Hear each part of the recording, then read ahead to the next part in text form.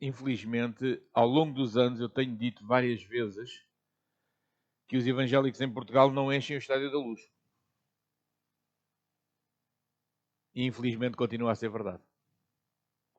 Provámos isso anteontem. Não enchemos. Por outro lado, é muito interessante, fantástico, ver 1,5 milhão de pessoas num palco, num terreno. 1,5 milhão de pessoas que trocaram a vida toda para estar a assistir àquilo que creem. Não estou a avaliar se é fé certa ou não, hein? Estou a avaliar a dedicação das pessoas, dos jovens que deixaram tudo e mais qualquer coisa para estar num evento que não arredaram pé 4 dias, que seguem a sua marcha, que pagaram as suas deslocações, que pagaram, e não foi pouco, alguns então foi muito mesmo. E é realmente fantástico ver gente assim dedicada. Gente que, biblicamente, eu assumo aqui publicamente, biblicamente tem uma fé errada. Biblicamente está errada. Mas têm uma fé que manifestam essa fé e que a vivem da forma como querem viver, mas vivem-na. É realmente fantástico ver que há gente assim. Mas é por isto e por aquilo e por aquilo outro. Não estamos a avaliar o porquê. Porque se há alguma razão para que alguém tenha esse tipo de atitude na fé que quer professar, os ditos, nós, cristãos evangélicos, teríamos todas as razões supra-sumo para ter essa mesma manifestação de vida. Uma vez alguém me disse, fazem isso para alcançar a sua salvação. Façam como quiserem e o porquê que quiserem. Mas se alguém faz isso para alcançar a sua salvação, nós deveríamos fazer muito mais porque já somos salvos. Nós deveríamos ter muito mais disponibilidade, muito mais prontidão, muito mais estar para podermos glorificar a Deus. As boas obras foram preparadas para que andássemos nelas. Não foi boas obras para salvação. Foi o contrário. Então, se há razão para nós termos manifestação de fé, é porque Jesus morreu por nós, porque Jesus ressuscitou. Eu disse na escola dominical, aquilo que é o tema da jornada da juventude, a Maria saiu apressadamente. E vocês, como não vêm ao tempo de oração, como não estão no tempo de oração da igreja, não sabem o que é que falamos. Mas eu vou dizer-vos só uma parte. Ela mexeu-se. Ela teve atitude. Ela teve reação. Ela foi, não ficou parada, não ficou à espera que alguém lhe levasse lá a notícia, não ficou à espera que alguém se mexesse ou que a notícia chegasse a Isabel, mas ela mexeu-se. E você que está em casa, provavelmente também se pode mexer para ir à sua igreja, em vez de estar aí assim a olhar para ontem. É na igreja que temos comunhão. É na igreja que começamos o nosso culto. No domingo passado não tivemos transmissão online. O Rui e a Catarina não puderam estar no culto. Tiveram uma outra coisa que precisavam de fazer, com todo o seu direito e bênção. Próximo domingo não vamos ter transmissão online. O Rui e a Catarina vão abençoar um casamento. Que o Senhor abençoe o Rui e a Catarina, os filhos e os noivos. E não temos transmissão online. Porque em 3 anos, mais de 3 anos, que fazemos transmissões online, ainda só temos o Rui e a Catarina, só temos o Rui para fazer transmissões online. Ou seja, ninguém fez como Maria. Ninguém se mexeu. Ainda não há. Por isso, quando o Rui não pode estar, com todo o seu direito e necessidade, nós não temos transmissão online. A culpa não é dele. É uma bênção, Rui. Obrigado. Eu hoje quero falar sobre, ali quase que não se vê, fé imutável. Fé imutável. Fé imutável. Quando nós olhamos para a Escritura e para o capítulo 11 de Hebreus, olhamos muitas vezes para o capítulo 11 de Hebreus com um rótulo. E olhamos para o rótulo, e o rótulo que nos diz assim de repente, vamos falar dos heróis da fé. Hebreus 11, heróis da fé. Hebreus 11 é mais do que os heróis da fé, se calhar nem tem heróis, só tem homens e mulheres de fé.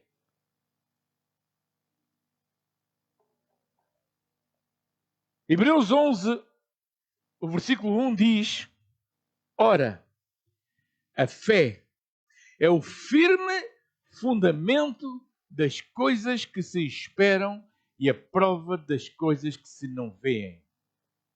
Eu não concordo muito, ou não concordo quase nada com este título dos heróis da fé.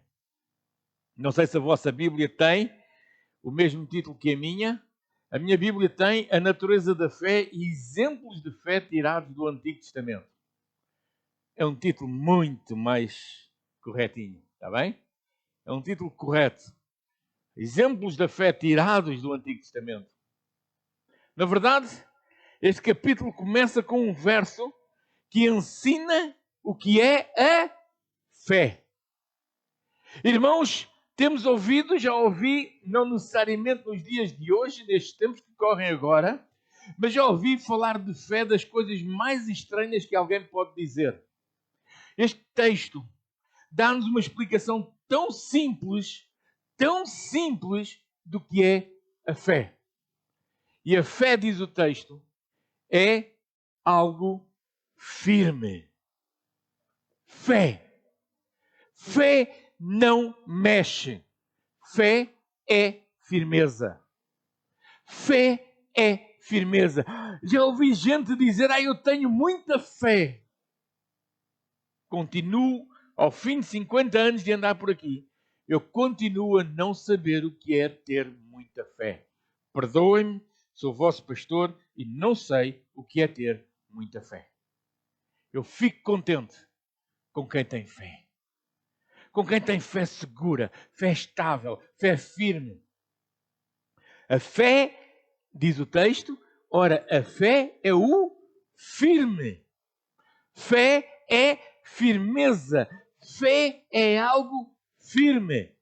E tive o cuidado de ir ao dicionário ver o que é que queria dizer firme.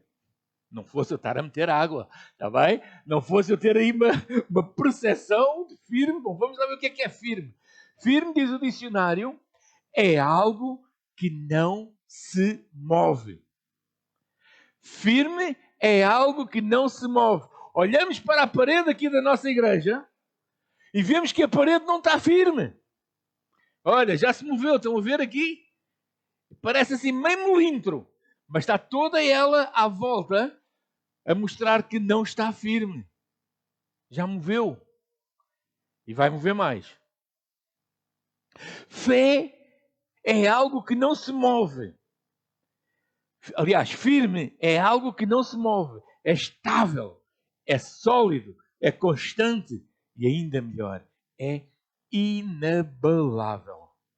Uma coisa firme é inabalável. Então, irmãos, facilmente nós chegamos a entender, podemos entender que fé firme é algo que, no dizer do apóstolo Paulo, faz com que nós não andemos em roda por todo o vento de doutrina.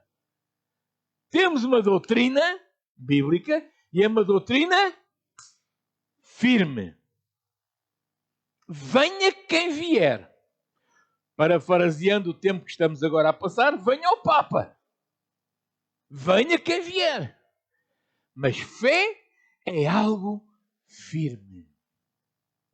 Se tu tens fé numa coisa, só a podes mudar por uma única razão. Só há uma razão para mudar de fé. Não há duas. Só há uma. É entenderes que tens a tua fé mal colocada. Posso ter muita fé no Di Maria. O Di Maria vai ser o grande jogador que vai fazer a transformação do Benfica este ano. Mas a minha fé no Di Maria é uma fé que tem que ser alterada, porque a fé no Di Maria não muda nem sequer o Benfica. Ok? Eu posso ter muita fé nos anjos, mas a fé nos anjos não salva ninguém. Não, nem sequer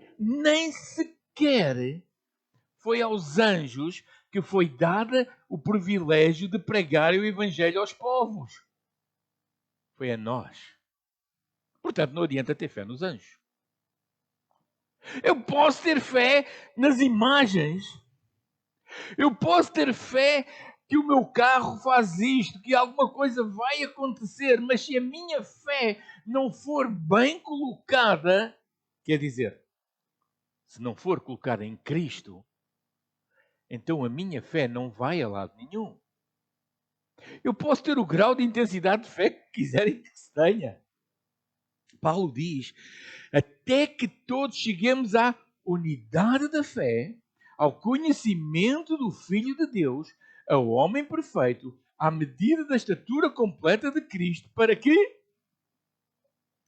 não sejamos mais meninos inconstantes, levados em roda por todo o vento de doutrina, pelo engano dos homens que com astúcia enganam fraudulosamente. Antes, seguindo a verdade em amor, cresçamos em tudo naquele que é a cabeça, Cristo. Meus queridos amigos, irmãos, mais jovens, mais velhos, para si que está online, para si que está na rádio, nós só temos uma razão para poder mudar de fé. Não é de religião. Para mudar de religião temos 500 razões. Mas para mudar de fé, é só se a nossa fé está bem ou mal colocada. Se a nossa fé é em Cristo ou sem Cristo. O resto, ninguém faz nada por nós. O resto, nenhuma entidade faz nada de bom por nós. Porque mesmo quando o anjo do Senhor se acampa ao nosso redor, ele é mensageiro e é um ativo da parte de Deus para conosco. Ok? Não é porque o anjo se lembrou. É porque é um ativo da parte de Deus para que cuide de cada um de nós. A nossa fé precisa de ser firme, precisa de ser constante, precisa de ser inabalável. Fé firme, tendo em conta aquilo que Paulo disse ali aos Efésios, é uma fé que vive em unidade.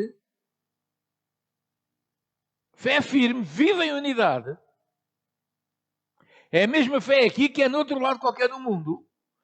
Professamos a mesma fé em Cristo. Fé firme, vive em unidade e leva-nos a uma vivência de intimidade com Cristo. Fé firme leva-nos a uma vivência de intimidade com Cristo. É por isso e por muitas outras razões que eu sou realmente anti-ecuménico. Eu não posso professar a minha fé com outra fé diferente. Não posso. Não há comunhão entre trevas e luz. Não é uma questão de eu querer ser melhor ou de alguém ser pior. Não há comunhão entre trevas e luz. Podemos conversar? Podemos e devemos. Podemos ter amigos de outra fé? Podemos e devemos. Podemos sentar-nos à mesa com eles? Podemos e devemos.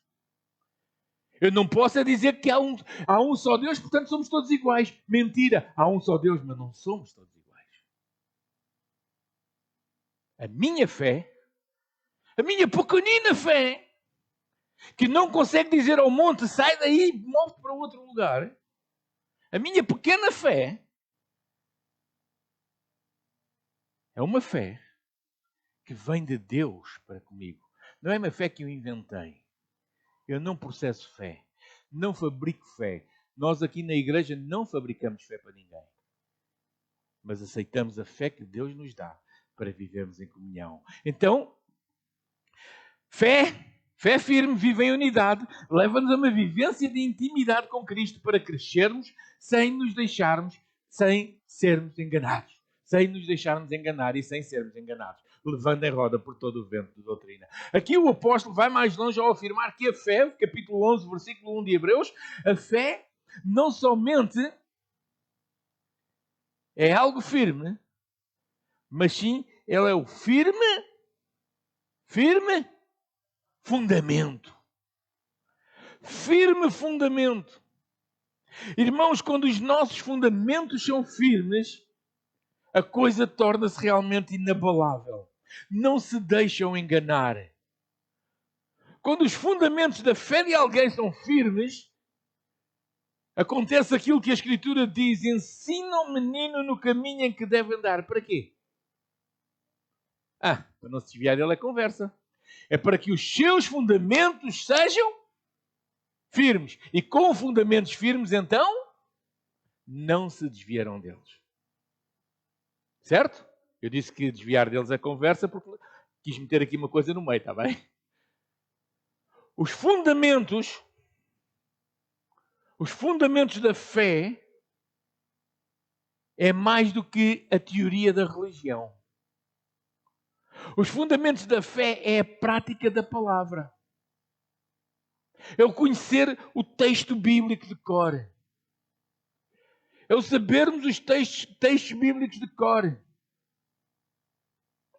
Quando alguém nos apresenta certas ideias, nós precisamos de saber versículos de cor, saber onde é que eles estão, saber o que é que acontece. Não, a palavra de Deus diz isto, não é isso, é isto. Porque a astúcia dos homens quer enganar fraudulosamente. E é na medida em que cada um de nós sabe textos bíblicos de cor no nosso coração, cá dentro, que podemos dizer que lâmpada é para os meus pés a tua palavra e luz para os meus caminhos. Que já agora encontra-se onde? Estão a ver como eu tenho razão? Estão a ver como eu tenho razão? Isto é dos primeiros versículos que toda a gente devia de aprender. Salmo 119, 105. Quando Paulo estava preso e cantava, Paulo e Silas estavam presos e cantavam e louvavam ao Senhor, mesmo na prisão. O carcereiro de Filipos, depois do terremoto, se quer matar. Paulo e Silas estavam lá a cantar o quê? Aquilo que lhe puseram à frente para cantar o PowerPoint do dia? Não, estavam a cantar o quê? O que estava no seu coração. Irmãos, se não sabemos versos bíblicos de cor, por favor, deixem lá a televisão e passem a decorar um versículo todos os dias. Passem a decorar um versículo por semana, só um por semana. E chegam ao fim do ano e têm 50 versículos de cor, que são importantes para combatermos as hostes inimigas, para segurarmos a nossa fé. Há 4 ou 5 anos que eu faço um pequeno calendário de cor, onde a proposta é de levar as pessoas a decorar um versículo por semana, irmãos. Não é decorar uma equipa de futebol, está bem? É um versículo por semana. Não é decorar o elenco todo daquela novela, daquele filme, daquela série, não. É decorar um versículo por semana. E se em 4 anos todos tivéssemos feito isto, sabíamos 200 versículos de cor. Fé. Não se deixa enganar. Mas fé, atenção, fé não é esperança. Escrevam isso na vossa cabeça, no vosso coração, no vosso papel, onde quiserem, onde quiser. Fé não é esperança. A esperança é algo que pode ou não pode acontecer. A esperança é isso.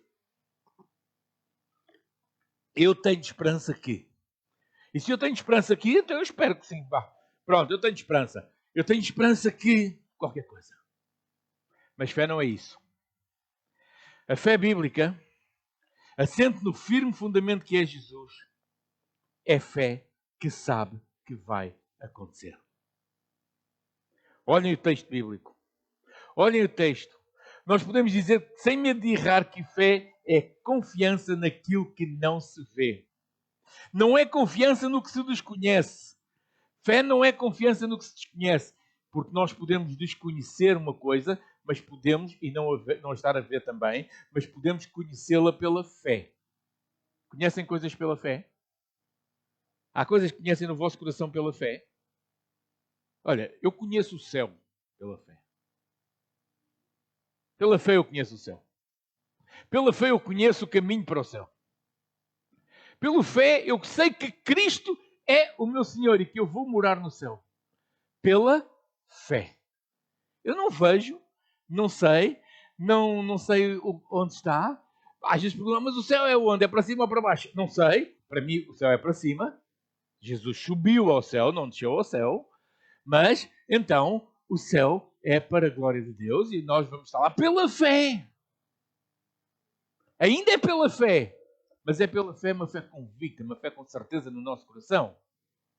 Olhem, é por este tipo de fé que no versículo 2, ele diz assim, pela fé, porque por ela, pela fé, os antigos alcançaram testemunho. E o escritor aqui continua a dar-nos exemplos de fé. Fé não é, pois, a esperança ou tentativa de ver acontecer algo. É, sim, a confiança total. Confiança total. No capítulo 11 encontramos nomes e situações bem conhecidas. Versículo 4. Pela fé Abel ofereceu maior sacrifício do que Caim. Versículo 7. Pela fé Noé, devidamente inspirado das coisas que ainda não se viam, também temeu e, para a salvação da sua família, preparou a arca pela qual condenou o mundo. Pela fé. Pela fé Sara. Versículo 11. Pela mesma fé, também a mesma Sara recebeu a virtude. Pela fé, Moisés viu acontecer a coisa. Pela fé, a fé é algo que não nos pode mudar, que não pode ser mutável. Meu irmão, minha irmã, vocês mais novos, a fé em Cristo não pode ser mutável. Se sentem mudança na fé, que seja sempre uma fé para reforçar a fé, não para mudar de fé. A fé não é só algo firme, é também ação. Olhamos para estes textos daqui assim, destes homens e mulheres da fé, dos exemplos que temos aqui, e vimos que a fé levou sempre as pessoas a agirem. A fé não é para estar parado. Se tens uma fé em que estás parado, tens uma fé paralítica. Uma fé estagnada. Uma fé tipo mar morto. Que não alimenta nada, está ali, por isso é que ele é morto. E se a tua fé está morta, de ação, então a tua fé não existe para glorificar a Deus. Somos paralíticos. E às vezes, num estado de saúde, de paralisia, as pessoas ainda fazem alguma coisa, ou falam, ou dizem, há qualquer coisa que ainda conseguem. Mas o estado paralítico da fé é um estado que não produz nada. Pelo contrário, torna-se degradante. Irmãos, Tiago diz claramente, Tiago 2,26, que assim como o corpo sem o espírito está morto. Vocês querem ter um corpo sem espírito? Querem ter o vosso corpo sem espírito? Querem? Não! Até porque é que queremos ter fé sem ter obras? Eu não posso ser um cristão se eu não tenho obras de cristão. A Escritura diz claramente, pelas obras os conhecereis, pelos frutos os conhecereis. E ainda nos diz que vamos ser julgados de acordo com as nossas obras. Não é com as vezes como te sentaste no banco. É com as nossas obras. O que é que fazemos? Como é que servimos Cristo? A fé, o corpo sem espírito está morto, assim também a fé sem obras é morta. Muita gente à nossa volta e também nas igrejas dizem que têm muita fé, mas não fazem rigorosamente nada na obra de Deus. Sendo que de capa a capa da Escritura, de ponta a ponta da Escritura, a Escritura é a ação. A Escritura é a ação. Temos ação na Escritura. Não é uma questão de ter ou não ter fé. É sim uma questão de ter ou não ter fé viva. Fé em exercício. Fé com ação. Fé com vida. Fé com compromisso. Há uns dias, um pastor que falava comigo, estávamos os dois a conversar sobre fé, sobre evangelismo, sobre a salvação de almas, sobre conversão. Estávamos os dois a conversar sobre orarmos por descrentes, orarmos pelas pessoas que precisam de salvação.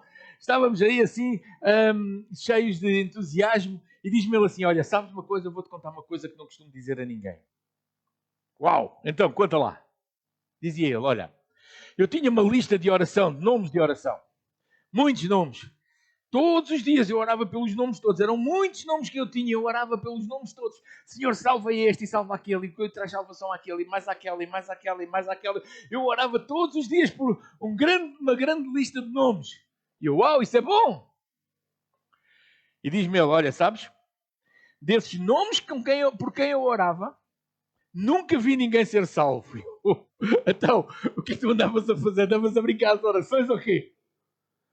Mas olha, eu vou-te dizer, eu vi outras pessoas por quem eu não orava a serem salvas. Eu, uau! Então, explica lá isso que é para eu ver se entendi bem. Ou tu trocavas os nomes, o que é que tu andavas a fazer com a tua oração? E ele disse, não. É que por uns eu orava, aos outros eu evangelizava. Não vale a pena orarmos por alguém que não evangelizamos.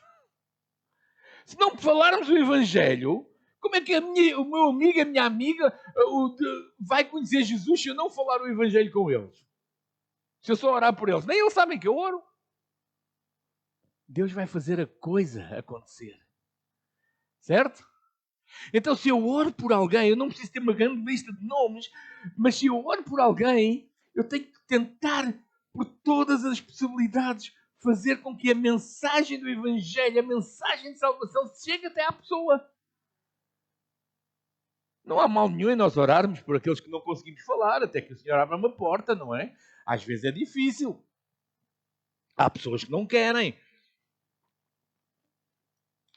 Há pessoas que não querem que a gente fale com elas, mas nós sentimos no nosso coração: oh Senhor, eu gostava tanto de ver aquele homem, aquela mulher salvo. Epa, mas eu não consigo falar com ele, eu não consigo chegar até ele. Como é que Mas eu gostava. Eu não tenho hipótese, mas eu gostava. Então vamos orar por essa pessoa. Certo? E um dia o Senhor vai poder abrir a porta para nós chegarmos lá, quando menos esperamos, normalmente. Não é? Mas se eu estou a orar por uma pessoa com quem eu falo com ela no meu trabalho, no meu dia a dia, um colega, um amigo, não quer dizer que eu tenho que andar sempre a massacrar, mas quer dizer que eu tenho que, pelo meu testemunho, pela minha conversa, pela minha palavra, pela minha ação, pela manifestação do poder de Deus na minha vida, levar fé a essa pessoa.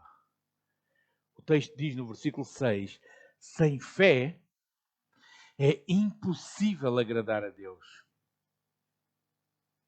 Mas como assim? Nós temos fé porque a fé vem de Deus. Então eu tenho fé que Deus me dá, e depois o texto bíblico diz-me que tu tens fé, mas sem fé tu não podes agradar a Deus. Então quer dizer que quando eu tenho fé já estou a agradar a Deus? Não.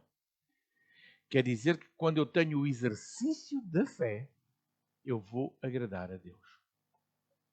Até porque eu não mostro ter fé a ninguém, nem a Deus, se eu não exercitar a fé. Se eu não tiver um exercício, se eu não fizer algo de fé. Irmãos, nós temos tido tantas experiências na vida, na nossa vida aqui de fé. Nós temos tido muitas experiências de fé, muitas experiências de vida em que não temos uma saída. Não há uma saída. Somos piores que os ossos sequíssimos lá de Ezequiel. Não temos uma saída. Mas o Senhor coloca fé no coração de alguém. E essa fé é transmitida ao outro. E esse outro transmite ao outro. E esse outro desafia ao outro. E estamos aqui há 37 anos a tentar viver pela fé para a glória de Deus. Esta semana eu falava no nosso tempo de oração, creio que foi um dia à noite, que eu falei 1 minuto ou 2 sobre Apocalipse 3:8. Aquele versículo que o Senhor nos deu há uns anos. Eu sei que não tens força, és um pequeno grupo, és um pequeno povo, não tens força, mas tens guardado a minha palavra. Portanto, a porta não se pode fechar. Irmãos e amigos, não se trata de religião. Trata-se da vivência.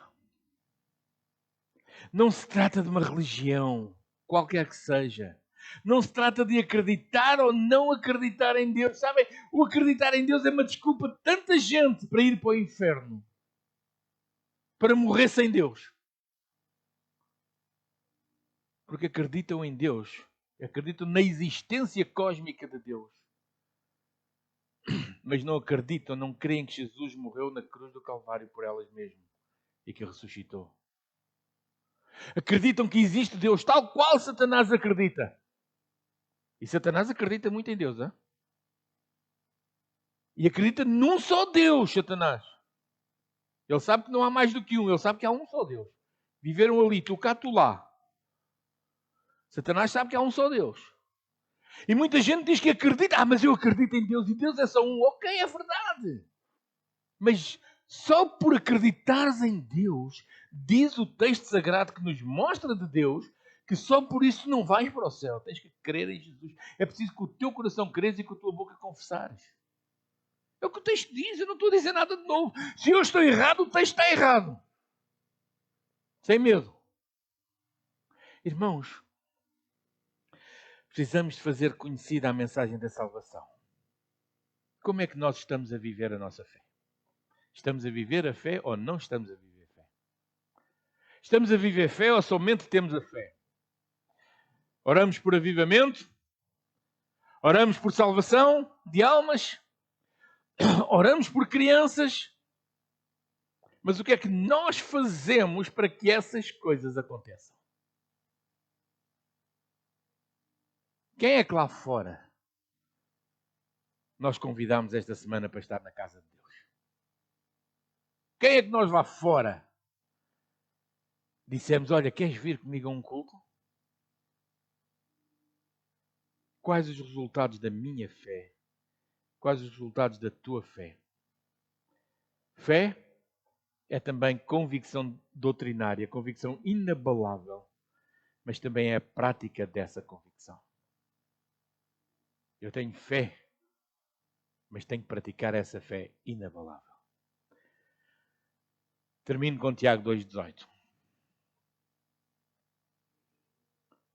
Meus irmãos, que aproveita alguém dizer que tem fé.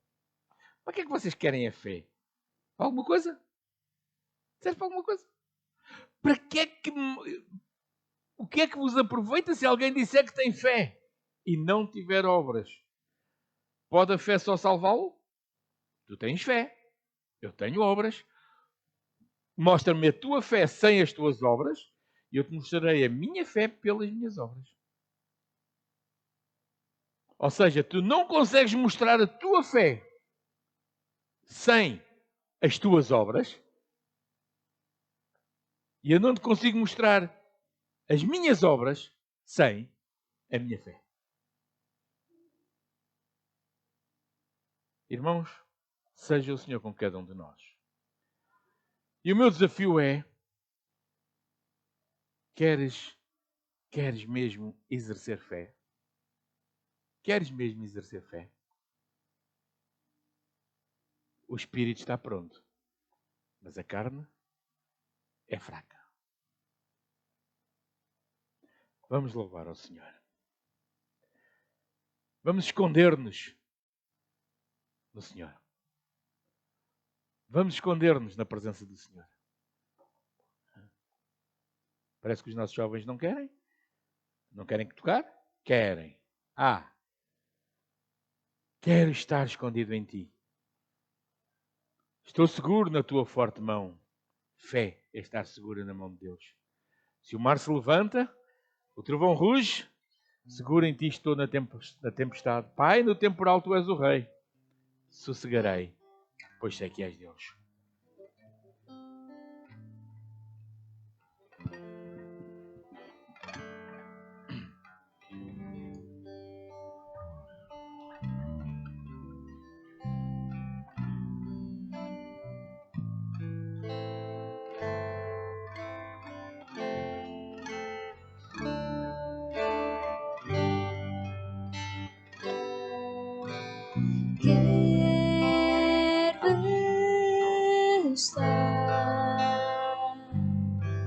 escondido em ti.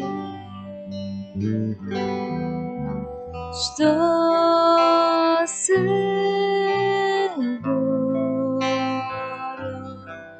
na tua forte mão. Se o mar se levante, eu troco.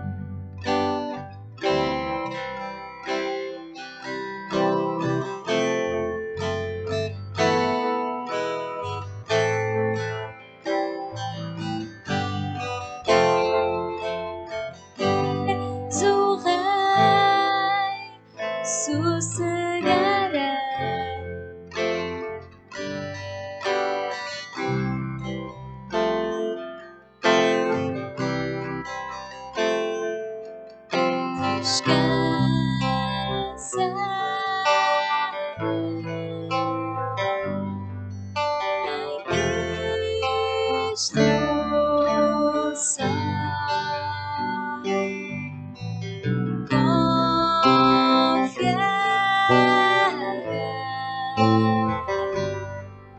Na paz do seu amor.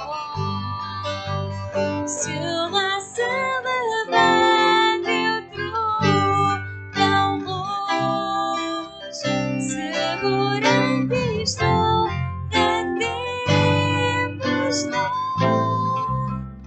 Pai do temporal, tu és o rei. Sossegarei, pois sei que és Deus. Se o mar se levanta, eu troco tão longe. Segura em ti estou na tempestade. Pai do temporal, tu és o rei. Sossegarei, pois sei que és Deus. Sossegarei, pois sei que és Deus. Sossegarei, pois sei que és Deus. Possamos sossegar realmente na tempestade, no nosso Deus. E quero aproveitar antes de fazermos a nossa ceia, dar um bem-vindo à Lânia. Ricardo, é o Ricardo, meu Deus, é o Ricardo. E a irmã Flora, boa. É tão bom estarem connosco novamente depois destes anos. Que o Senhor possa também estar a abençoá-los. Podem sentar, irmãos. Que bom regressar e estar hoje connosco. Que o Senhor possa abençoar a vossa vida, possa estar convosco e certamente estamos gratos a Deus por essa oportunidade. No fim, aproveitem para conversar. Vão estar muito tempo connosco ou é só de passagem? Só de passagem! É melhor que nada, é melhor que nada. Muito bom. Irmãos, vamos tomar parte e participarmos assim da ceia do Senhor. Entretanto, eu quero dizer-vos que ainda estamos a pensar fazer batismos este ano. Esta semana mesmo, eu acordei de manhã e tinha uma mensagem no meu telemóvel a dizer-me: olha, eu podia dizer-te isto noutra altura, mas eu quero mesmo ser batizado. Uau, isto é uma forma de começar amanhã. Mandem mais, está bem? Mandem mais. Nunca me tinha acontecido, isto é sempre uma novidade, não é? Nunca me tinha acontecido alguém dizer-me isso assim por telemóvel, mas eu entendi perfeitamente a situação. E esta semana iremos conversar um pouco sobre isso. Mas é uma boa forma de começar amanhã, está bem? Já temos a forma das 7 horas orarmos juntos. Agora temos a forma do convite, da informação do desejo de batismo um pouquinho antes, 6h30, quando liguei o telemóvel, e que bom isso. Irmãos, É muito bom e muito gratificante nós podermos participar da ceia como testemunho daquilo que o Senhor Jesus fez por nós. Também testemunho daquilo que Ele vai fazer, porque Ele vai voltar para vir buscar a sua igreja. Então não fazemos porque é o primeiro domingo do mês. Convencionámos fazer assim. Se fosse o Calvino, dizia que era para fazermos todas as vezes que nos reuníssemos. E não tinha mal nenhum. Outras igrejas fazem uma vez por ano. Outras igrejas fazem realmente todos os domingos. Não importa. O que importa mesmo é que, em obediência, tomamos o pão e tomamos o cálice para glorificar a Deus, dando testemunho daquilo que Ele é e da sua vinda. Evangelho segundo São Mateus, capítulo 26, versículo 26. Enquanto comiam, Jesus tomou o pão, abençoou, partiu e deu aos discípulos e disse: tomai e comei, isto é o meu corpo. E tomando o cálice, dando graças, deu-lhe dizendo: bebei dele todos, porque isto é o meu sangue, o sangue do Novo Testamento, que é derramado por muitos para a remissão dos pecados. E digo-vos que desde agora, não beberei deste fruto da vida, até aquele dia em que o beba de novo convosco no reino de meu Pai. Oh, glória! O Senhor Deus promete que vai estar connosco. E nós estamos aqui para participar deste pão, para participar desta ceia, e vamos fazer isso. Então, eu estou a partir o pão um pouco mais, para que todos tenhamos a possibilidade, obrigado, para que todos tenhamos esta possibilidade de participar. Participamos para a glória de Deus Pai. Participamos para honrar o Senhor. Eu vou pedir à Lana e à Fernanda, nossas diaconisas, para chegarem aqui à frente, para depois fazerem a distribuição do pão e do vinho, começando depois de trás para a frente, está bem? Que é para terminarmos aqui. Vamos ter uma palavra de oração. Pai, louvamos o Teu nome. Agradecemos por Jesus. Agradecemos pelo Seu sacrifício na cruz do Calvário, Deus. Agradecemos pela fé salvadora que Tu nos tens dado. Agradecemos pela fé, Senhor, que nada nem ninguém nos pode arrebatar das mãos de Cristo. Agradecemos pela fé, Senhor, que nós somos Teus filhos para a eternidade. Nós Te louvamos por isso, Deus. E, Senhor, ajuda-nos na nossa caminhada aqui na terra, enquanto Tu nos deres a graça de estarmos entre os viventes. Ajuda-nos, Senhor, a sermos fiéis, a sermos portadores do Teu Evangelho, a sermos portadores da Tua Palavra, Senhor, a viver uma vida de fé, não só momentos de fé, mas uma vida de fé. Pai, quero agradecer-Te este pão e agradecer-Te este cálice, agradecer pelo corpo do Senhor Jesus e agradecer pelo sangue vertido na cruz do Calvário. Pai, queremos fazer isto em obediência. E, Senhor, para que assim aconteça, queremos examinar-nos, conforme a Tua Palavra nos diz: examine-se, pois, o homem a si mesmo, mas depois coma e beba deste pão. Assim, Senhor, eu quero pedir-Te o perdão das minhas faltas e clamar, Senhor, que Tu perdoes as minhas faltas, que perdoes as faltas dos meus irmãos, Senhor. Senhor, cada um está perante Ti nesta hora, para, Senhor, dizer: Pai, perdoa-me e ajuda-me a participar desta ceia para a glória do Teu nome. Senhor, glorifica-Te na vida de cada um, na minha vida, na nossa vida, Pai, obrigado. No nome e por amor de Jesus, para a Tua glória. Amém, Senhor.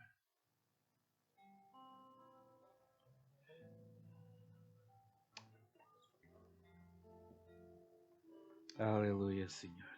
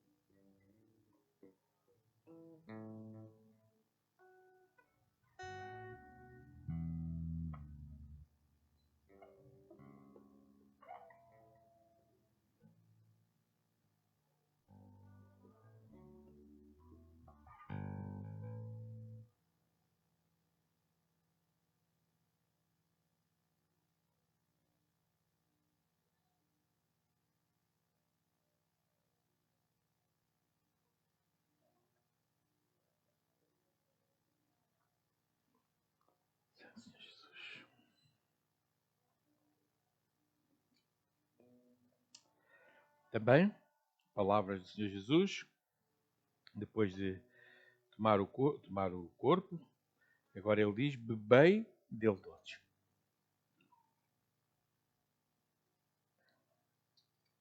Aleluia.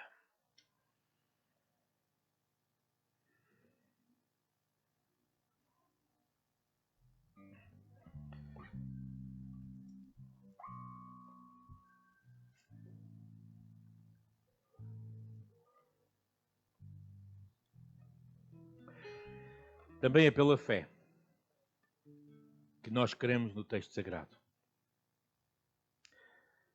Porque não me envergonho do Evangelho de Cristo, pois é o poder de Deus para a salvação de todo aquele que crê, primeiro do judeu e também do grego. Porque nele se descobre a justiça de Deus de fé em fé. Como está escrito, o justo viverá da fé. Amém. Obrigado.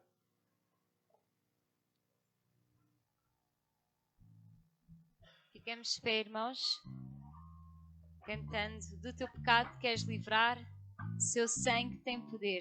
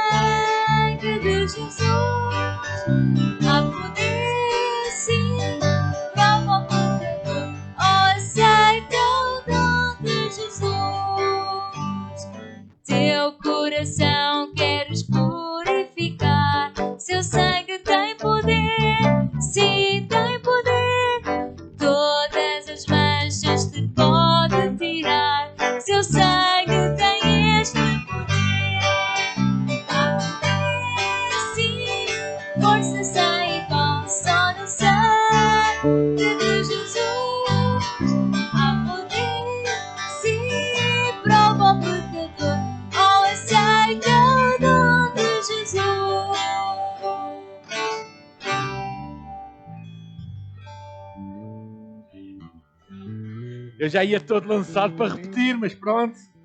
Os jovens fazem-me disto. O que é que eu hei de fazer? Cânticos são aquela coisa, não é verdade? Maravilha, Senhor. Vamos receber a bênção do Senhor para nós neste dia, desejando que o Senhor possa realmente abençoar a vida de cada um, meus irmãos. Que a graça de nosso Senhor Jesus Cristo, o amor de Deus Pai, a comunhão do Espírito Santo seja sobre todos nós, agora e sempre. Amém. Amém.